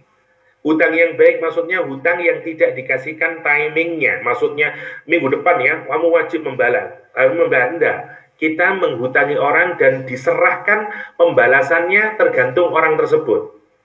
Jadi misalnya Kak H menghutangi saya, terus kapan ini saya bayar Kak H? Up to you. Nah, kalau kamu sudah punya duit, oke, silakan bayar. Tapi kalau belum punya duit, oke, take your time. Nah, itu namanya qardun hasanah. Qardun hasanah. Nah, maksudnya apa? Maksudnya mental kita itu kalau kita berinfak, kalau kita qardun hasanah infaknya, jangan minta, ya Allah, I have spent, misalnya, 1,000 misalnya apalah dollar ini kenapa kok tidak ada balasannya ya Allah? Katanya qardun hasanah, timingnya serahkan pada Allah Subhanahu wa Ta'ala. Nah, Allah menjanjikan di ayat ini, lihat kalimat yang dipakai menggunakan fa. Fa itu respond quickly, ya, quick respond namanya fa, ya. Jadi tidak lama Allah menyatakan, meskipun Allah menyatakan qardun hasanah, ya, hutang yang sebenarnya tidak dipastikan kapan waktu pembalasannya, maksudnya tidak exact, tidak definitif, tapi Allah menyatakan fayudha'ifahu. Cepat kok Allah membalasnya, tidak pakai lama, bukan summa yudha'ifahu, bukan begitu kalimatnya. Kalimatnya fayudha'ifahu, lihat kalimatnya. Maka Allah akan multiplying. Ya, kalau kita spend memberikan 500 akan ditambah lagi oleh Allah. Tidak cukup dengan multiplying, ya, bukan yudha'ifahu saja, lihat tambahannya. Ajrun karim. Ya, dan bagi dia dimuliakan lagi dengan apa dia? Dengan pahala, dengan reward. Karimun. Lihat jenis pahalanya dispesifik. Ya, bukan kabir, bukan nanti saya kasih huge reward, bukan. Tapi menggunakan kalimat karim, ini jauh lebih tinggi lagi. Karim itu maknanya adalah mulia, honor. Maksudnya ada orang yang mendapatkan harta, mendapatkan balasan, dan dia sekaligus menjadi an honor person. Masya Allah. Di mana bukan saja di dunia, tapi nanti di akhirat. Karena balasan dari ajrun karim adalah kalaupun dia masuk surga, dia bukan surga yang biasa, VVIP. Karena itu honor. Masya Allah, ya. Sampai Allah kayak begini ini. Saking apanya ini? Saking untuk menunjukkan betapa salah satu mental kita itu adalah kikir. Ya, karena itu kita disuruh mujahadah tadi. Quran menyatakan waman yuqa suhha nafsihi. Ya, siapa yang terbebas dari kekikiran dirinya. Ya, Masya Allah ya. Karena memang itu penyakit. Nah, setelah ayat ini, baru Allah lihat. Allah menunjukkan kemudian hal yang menarik, contoh konkret dari orang yang beriman, yang sudah berbuat ihsan. Nanti kamu akan melihat orang mukmin laki-laki, mukmin perempuan, yang telah berbuat ihsan tadi, dengan cara memberikan hutang kepada Allah, ya, akan melebar, akan berpendar, akan terang benderang cahayanya di depannya dan di tangan kanannya, simbol bahwa iman dan amal soleh bersatu padu pada orang ini. Kata Allah, busyrakumul yaum, itu kegembiraan yang Allah berikan di hari itu, nanti di yaumul kiamah. Ini disebutkan ajrun karim itu. Lihat, ini kan kemuliaan ketika yang lain dihinakan. Kenapa? Karena dia tidak punya cahaya. Dia dapat jannatun tajri min tahtil anhar khalidina fiha, surga mengalir di bawahnya sungai-sungai, kekal selama-lamanya dia di dalamnya. Dzalika huwal fauzul azim, dzalika huwal fauzul azim. Ya, kata Allah SWT. Dan itulah the great success. Ketika orang sudah masuk surga dan segala macam kebahagiaan, the true happiness, ya, huge happiness, kata Allah SWT. Nah, kalau kita urut ayat ini masih menarik karena ayat ini nanti berbicara bagaimana bentuk penyesalannya. Karena Allah kemudian menyatakan di ayat selanjutnya, lihat, orang munafik laki-laki, munafik perempuan akan berkata kepada orang-orang beriman, tunggu kami, karena dia tidak punya cahaya. Saya akan ngambil cahaya dari kamu. Tapi kemudian dikatakan kepada mereka, kembali lagi kamu ke dunia, kembali ke belakangmu. Karena di akhirat bukan lagi tempat untuk mencari cahaya. Cahaya itu adalah realisasi dari iman, amal soleh. Cari cahayamu sendiri. Faduriba bainahum bisurin, maka kemudian di drop wall yang dikasih tembok yang sekarang memisahkan antara orang mukmin dan orang munafik. Di dalamnya ada rahmat, yaitu tempatnya orang mukmin, dan di belakangnya ada azab, yaitu tempatnya orang munafik. Orang munafik kemudian memanggil-manggil dengan suara yang keras, bukankah dulu kami bersamamu? Orang-orang mukmin berkata, iya, dulu memang kamu bersama kami, tetapi kamu menjatuhkan dirimu pada fitnah. Kamu masih nunda-nunda terus. Dan kamu akhirnya ragu dengan ajaran agama ini. Dan kamu tertipu dengan angan-angan palsumu itu. Sampai datang kematian. Perkaranya Allah SWT. Dan kamu tertipu oleh setan yang sangat pintar dalam menipu. Nah, bagaimana kemudian hari itu, kamu mau ngapain kemudian dalam keadaan yang begitu? Kamu kira hartamu berguna yang dulu tidak pernah kamu infakkan di jalan Allah SWT. Lihat kalimatnya. Fal yaum, pada hari itu, la yu'khadu minkum, tidak akan diterima dari kalian. Apa? Fidyatun, tebusan, ransom. Kamu mau bayar berapa untuk bisa bebas dari nerakanya Allah SWT? Kamu mau ngasih bribery berapa kepada penjaga neraka? Padahal kamu sekarang, you don't own anything. Even 1 rupiah. Kamu tidak punya. Karena walillahi mirasus samawati wal ard. Lihat kalimatnya. Ma'wakumun nar, tempatmu neraka. Hiya maulakum, dia maulamu. Wa bi'sal masir, dan itulah sejelek-jeleknya tempat kembali. Ya, untuk menunjukkan berbuat ihsan itu, salah satunya adalah bantu orang yang kesusahan. Ya, orang yang berhutang itu jauh lebih susah dibanding dengan kalau kita berinfak, kalau kita sedekah. Makanya sebagian ulama jumhur menyatakan kalau kita bisa menghutangi orang yang sedang berhajat, itu nilainya lebih besar dibanding kita sedekah. Karena orang yang berhutang itu hajatnya lebih besar. hajatnya lebih besar. Dan apalagi kalau kita menghutangi orang yang sedang membutuhkan itu dengan cara qardon hasanah. Masya Allah ya, sungguh akan menjadi lebih baik lagi karena cara menghutanginya dengan qardon hasanah, dengan qardon hasanah.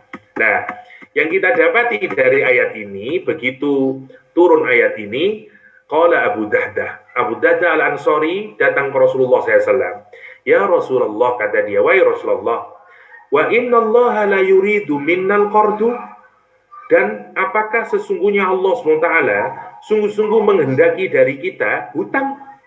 Apakah memang Allah mau hutang sama kita? Kata dia. Rasulullah SAW menjawab, na'am ya Abu Dahdah. Iya wahai Abu Dahdah. Qala, kemudian berkata, kata Abu Dahdah, arini yadak, ya, tunjukkan kepadaku tanganmu ya Rasulullah.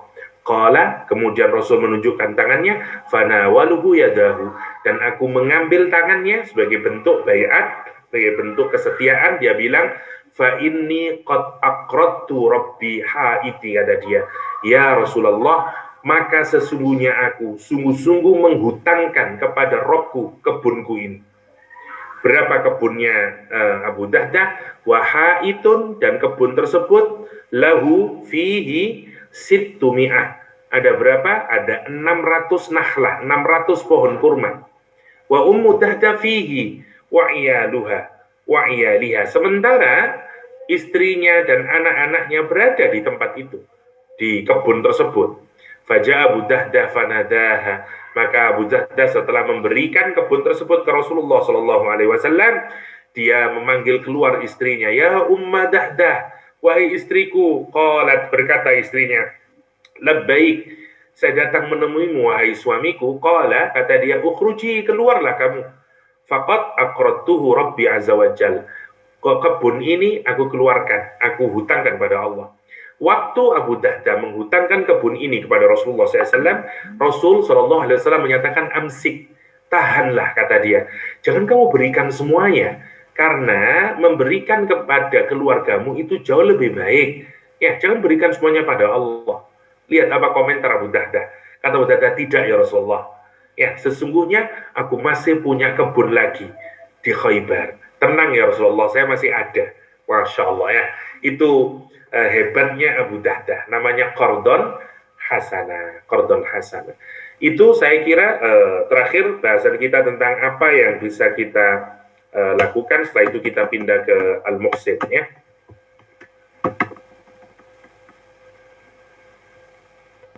Can you live by this name? Yang pertama, strive for ihsan. Berusaha sungguh-sungguh untuk melakukan perbuatan ihsan. Ihsan, karena tidak mudah. Sama seperti semua akhlak ya, harus dari habit, kita harus belajar untuk berbuat yang paling terbaik dalam hal apapun. Sebenarnya kalau kita ini berbuat baik, nanti meskipun mungkin penghargaan itu tidak datang dari orang yang kita berbuat ihsan, nanti pasti akan ada orang yang terbaik, yang akan membalasnya. Nanti kita akan dapat itu. Yang jelas tugas kita itu adalah striving for ihsan. Saya katakanlah, saya tidak pernah tahu bahwa nanti akan diminta mengisi di satu tempat ini. Kita tidak pernah tahu. Yang penting buatlah yang paling terbaik. Nanti orang akan tahu sendiri, katakanlah. Itu kalau kita orientasinya kepada manusia saja, orang itu akan tahu sendiri. Apalagi kalau orang orientasinya kepada Allah SWT. Kan itu tugas kita, udah striving for ihsan. Berusahalah untuk berbuat ihsan. Ya, dari apa? Dari hubungan kita dengan Allah, ihsanlah, sholat kita, puasa kita, mulai dengan diri kita, dengan orang lain. Ya, itu yang pertama. Yang kedua, study Quran to find out what is good. Tentu butuh kajian lebih dalam lagi, agar kita tahu apa sih yang diperintahkan Al-Quran dalam ihsan dan segala macamnya. Lebih detailnya nanti kita diskusikan. Realize that Allah ways are excellent. Sadari bahwa caranya Allah itulah yang paling excellent. Karena apa? Karena Allah lah yang muhsin. Sehingga kita akan punya kemampuan dengan mudah. Kalau misalnya dapat apa atau apapun, itu juga bagian dari ihsannya Allah Subhanahu wa Ta'ala. Ihsannya Allah Subhanahu wa Ta'ala. As al-muhsin, yang terakhir, minta sama Allah Subhanahu wa Ta'ala, ya, karena Allah yang berbuat ihsan. Hal jazaul ihsan illal ihsan. Hal jazaul ihsan illa ihsan. Itu untuk sementara apa tadi? Nama Allah Al-Muhsin. Al-Muhsin. Oke, sekarang kita mau masuk ke Asy-Syakir atau Asy-Syakur. Tapi sebelumnya saya persilakan kalau masih ada yang mau didiskusikan berkenaan dengan nama Allah Al-Muhsin, sebelum kita pindah sekarang ke Asy-Syakir dan Asy-Syakur. Ada mungkin? Atau ada silakan sahabat-sahabat, jika ada yang ingin bertanya dengan doktor tentang diskusi kita hari ini.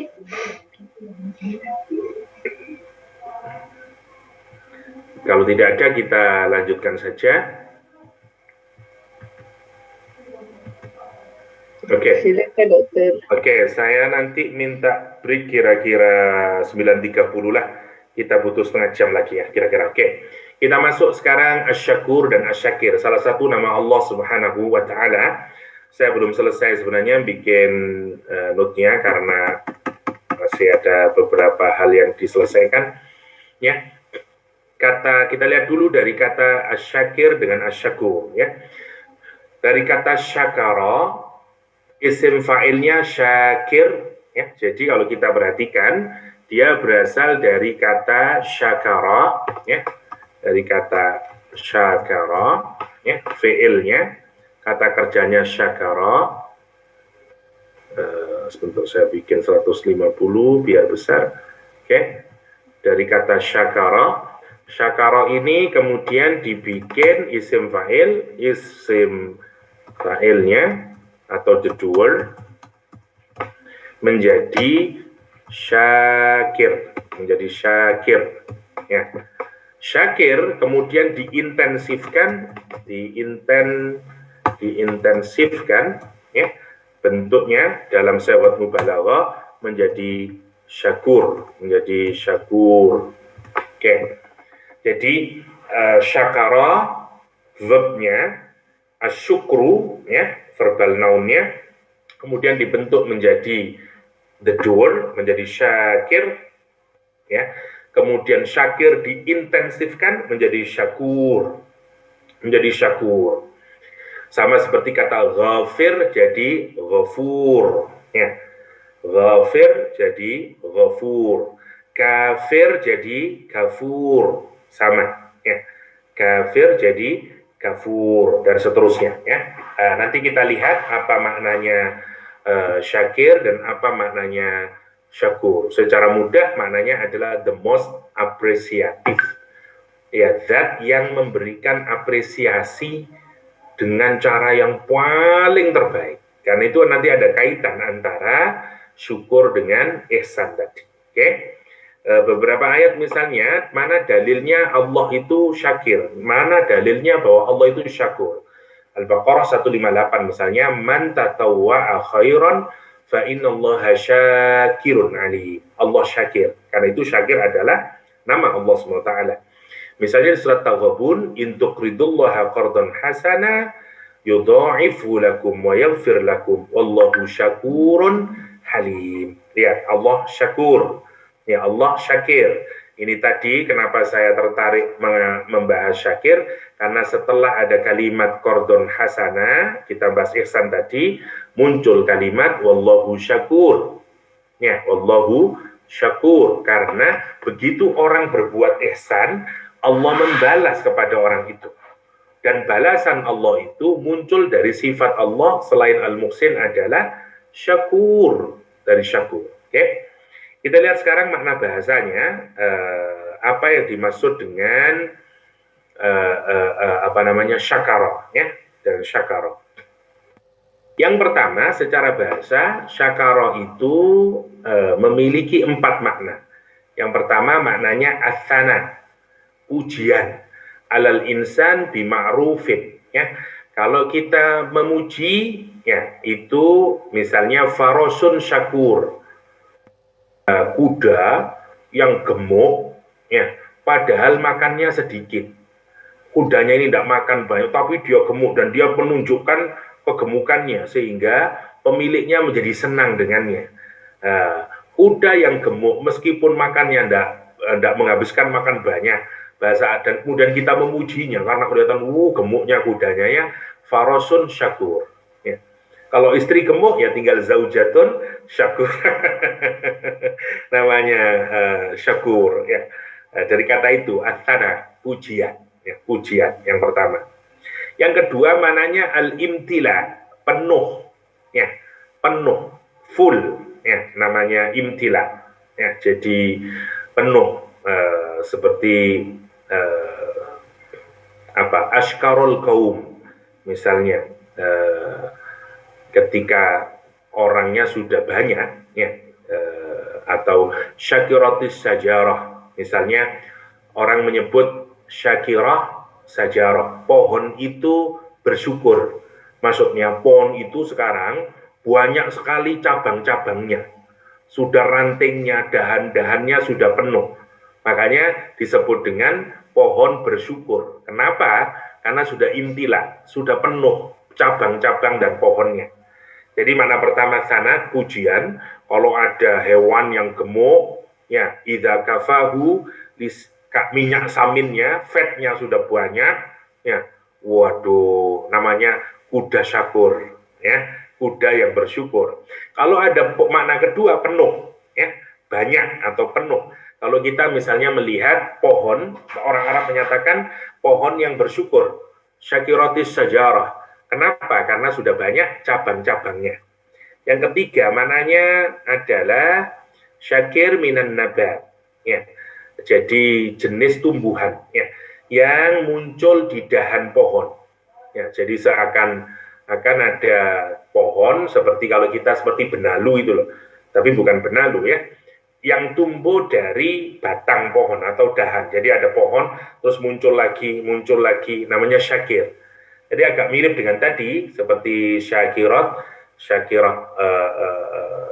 sajarah, ya. Jadi syakir itu tambahan lagi, ada cabang lagi dan lagi, ya, karena memunculkan. Yang keempat, tumbuhlah atau an-nama, bisa kita artikan dengan tumbuh karena ada dahan pohon yang kemudian muncul lagi. Ya. Yang terakhir maknanya adalah asyakru, maknanya nikah, ya, maknanya nikah. Atau mohon maaf, maknanya adalah bagian private-nya perempuan. Itu bahasa simbolik yang orang Arab pakai untuk menyebut pernikahan atau menyebut private part dari seorang perempuan, disebut dengan asyakru. Kenapa? Karena dari situ nanti muncul anak, beranak pinak, tumbuh maksudnya. Jadi itu kalau kita dari Ibnu Faris, makna syukur itu begitu. Makna syukur satu, pujian. Dua, imtila, menjadi penuh, menjadi banyak. Yang kedua maknanya adalah cabang, ya, menjadi tumbuh, ya, an-nama, tumbuh, ya, atau pernikahan atau bagian dari perempuan, ya. Oke, itu dari Miqyasul Lughah dari Ibnu Faris. Sekarang kita lihat Imam Raghib Al-Asfihani. Imam Raghib mengartikan kata asyukru yang nanti jadi kata asyakir dan asyukur. Asyakur adalah tasawwarun ni'mah wa idharuha. Orang yang penggambaran kenikmatan dan penampakan kenikmatan namanya syukur. Kalau kita menggambarkan nikmat dan menampakkannya namanya syukur. Ya, dikasih uang terus kita perlihatkan dengan cara bisa makan, minum dengan baik, namanya syukur. Namanya syukur. Ada orang sudah dikasih macam-macam, tetap aja wajahnya menyedihkan, namanya dia tidak menunjukkan syukur. Jadi secara bahasa itu sebenarnya makna syukur itu menampakkan. Disitulah yang dimaksud dengan fa'amma bi ni'mati rabbika fahaddits. Karena salah satu kita mengungkapkan nikmat yang diberikan oleh Allah namanya syukur. Minimal kalau kita tidak bisa menambahkan dari lesan kita keluar kalimat Alhamdulillah, itu bentuk syukur. Karena syukur itu tasawwarun nikmah. kita mentasawurkan, ya, kita menggambarkan kenikmatan itu, dan wa idharuha, dan menampakkan, menjelaskan, ya, mentajaliyahkan kenikmatan tersebut. Itu kata siapa? Imam Raghib, huwa maqlubun anil kasyri, ay al-kashfu. Dia adalah kebalikan dari menutup, melainkan dia adalah maknanya membuka, kasyaf, ya, penyingkapan, diungkapkan. Lawan dari kufur. Kalau kufur menutup, sementara syukur membuka. Karena itu orang yang tidak bersyukur disebut kufur, kufur nikmat. Orang yang bersyukur disebut dengan syukur nikmat. Karena syukur menampakkan, kufur menyembunyikan. Ya. Itu kufur adalah nisyanun nikmah wasitruha, kata dia. Melupakan nikmat dan menutupinya. Nah, sama dengan Ibnu Faris tadi, dabbah syakur. Ya, kalau ada hewan melata, ya, seperti unta, sapi, kambing, orang Arab menyatakan dabbah syakur, unta yang syakur. Maksudnya, unta yang menunjukkan dengan jelas kegemukannya kepada pemiliknya. Dikasih makan oleh pemiliknya, ada hewan itu makannya banyak, atau lihat, menarik, saya punya anak 5, itu menarik. Ada anak saya yang makannya banyak, tapi nggak gemuk-gemuk, segitu aja. Saya, ibaratnya kata istri, minum saja sudah gemuk saya. Ini kan menarik. Maka saya ini bolehlah disebut Yahya Syakur, ya, karena menampakkan nikmat yang diterima.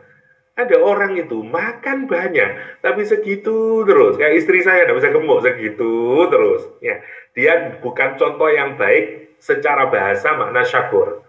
Karena syukur makna bahasanya itu madharatun bisaminiha. Dia menjadi tempat yang bisa kita melihat, ya, dengan jelas. Apanya? Saminnya, apa? Fatnya. Wah, itu ada apa, hewan yang gemuk, katanya hewan syakur, ya. Oke. Atau ainun syukra. Kalau ada sumber, ya, sumber mata air, ya, yang airnya banyak sampai tumpah-tumpah airnya karena saking jernihnya dan banyaknya airnya, orang Arab juga menyebut ainun syukra, ya. Karena itu fasyukru ala hada huwa al-imtila. Sama, ya, antara Ibnu Faris dan Al-Isfahani, yaitu maknanya imtila. Al-imtila, dia penuh min dzikril mun'im alaih. Ya, tadi dia, kemudian ini yang menarik, Imam Raghib kemudian menyatakan syukur itu ada 3. Dia ada syukrul qalbi, syukur di hati, wa huwa tasawwarun ni'mah, dia menunjukkan kenikmatannya. Tidak bisa lah, ada orang yang memang menahan. Kalau dapat rizki, dia dapat nikmat, dia tahan. Wajahnya tidak kelihatan bahagia. Kenapa? Takut tetangganya hutang, katakanlah. Temannya misalnya, nah, kamu dapat bonus ya? Enggak, kata dia. Kenapa? Karena dia takut disuruh nge-treat-nya. Please treat me, kata dia. You dapat bonus tadi. Nah, itu namanya dia tidak menambah syukur. Syukur yang pertama, syukur hati. Benar ya, orang itu kalau dapat nikmat, wajahnya jadi berubah, semuanya jadi berubah. Dan Islam menyatakan memang harus begitu. Karena itu orang harus nikmat itu harus dia nampakkan. Karena itu yang pertama minimal yang dia lakukan apa? Mulutnya berkata alhamdulillah. Alhamdulillah, itu makna syukur yang pertama. Tasawwarun nikmah. Dia menggambarkan kenikmatannya. Wa syukrul lisan. Yang kedua, setelah hatinya bersyukur, yang kedua syukur lisan. Syukur lisan itu adalah asana alal mun'im. Ya, pujian terhadap zat yang memberikan nikmat, atau pujian terhadap orang yang memberikan nikmat. Jadi kalau misalnya kita diberikan sesuatu, pujilah secara lisan. Ya, dikasih tom yang, sedap benar kah tom yangnya kah? Atsana alal mun'im, atsana alal mun'im. Namanya syukur lisan, begitu itu. Syukur lisan. Ada orang kita kasih makan, sudah capek-capek kita masakannya, diem aja. Tidak ada. Misalnya, atan alal mun'im, it's not good. Ya, itu bukan contoh syukur yang baik. Jadi syukur, ada syukur hati, ada syukur lisan. Yang kedua adalah syukru sairil jawareh. Syukur dengan seluruh bagian tubuh kita yang lain. Al-jawarih, bagian tubuh kita yang lain. Mata kita, kaki kita, tangan kita, semuanya. Mukafa'an ni'mah biqadri istiqaqihi. Ya, karena itu lihat. Ayat Al-Quran misalnya menyatakan, Nabi Daud menyatakan, i'malu ala Dawuda syukra. I'malu, berbuatlah, bekerjalah, ala Dawud, ya, syukra. Keluarganya Nabi Daud, ya, syukra. Syukra yang pertama itu kalau ini dijadikan tamyiz, maka bekerjalah sebagai bentuk syukur. Karena syukur.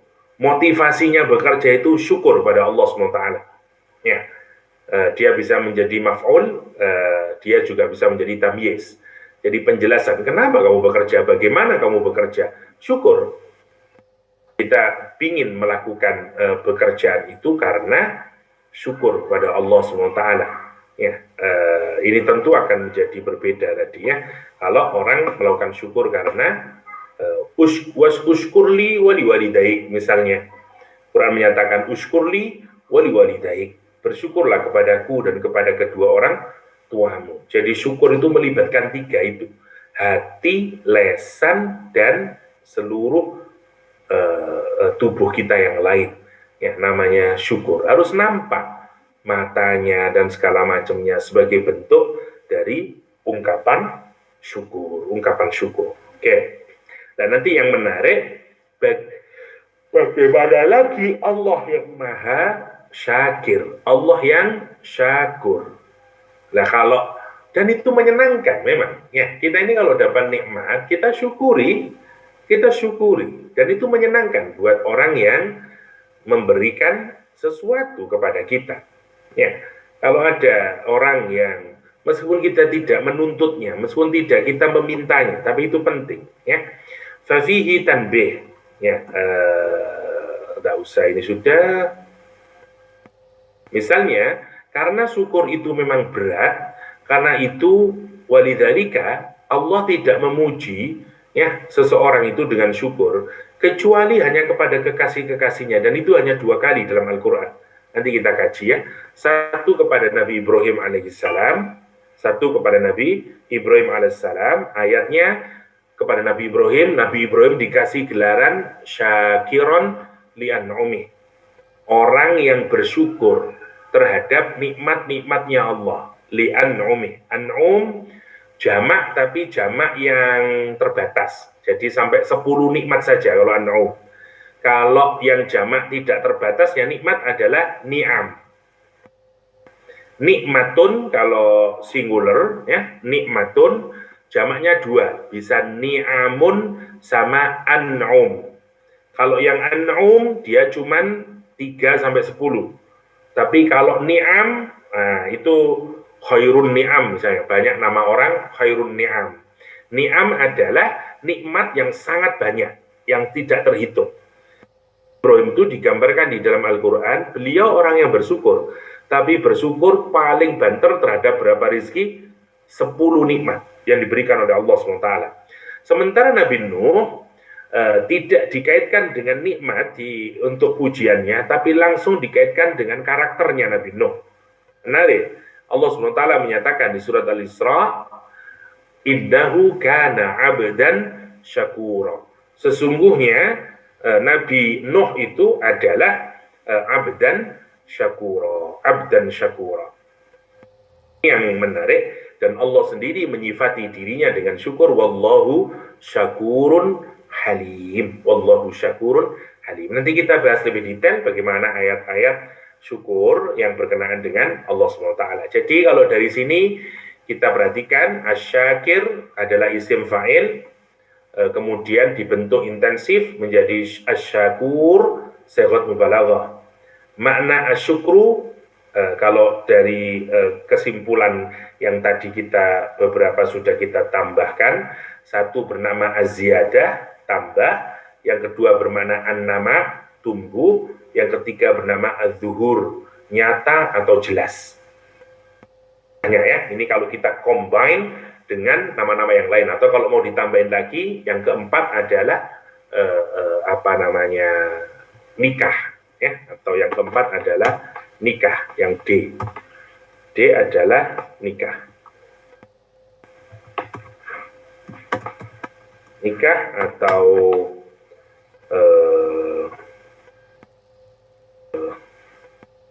bagian privat perempuan, ya, misalnya kalau kita perhatikan, ya, oke.